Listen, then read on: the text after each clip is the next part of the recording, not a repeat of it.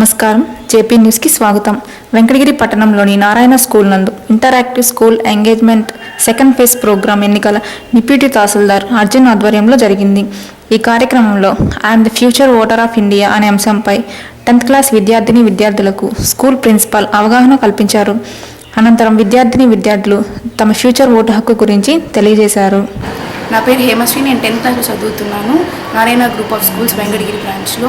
నేను ఓటు హక్కు ఎలాంటిదని చాలా బాగా తెలుసుకున్నాను సార్ వాళ్ళు చెప్పడం వల్ల. ఎంఈఓ సార్ కానీ తహసీల్దార్ కానీ చాలా బాగా చెప్పారు.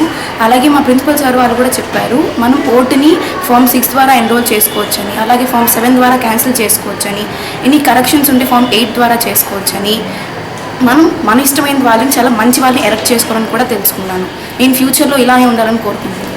నా పేరు ఆసిఫ్. నేను నారాయణ స్కూల్లో 10th క్లాస్ చదువుతున్నాను. ఈరోజు తహసీల్దార్ గారు, అలాగే ఎంఈఓ గారు, అలాగే అర్చనా మేడం గారు మా స్కూల్కి వచ్చి ఓటర్ నిర్వహణ సదస్సు నిర్వహించారు. దీని ద్వారా నేను చాలా తెలుసుకున్నాను.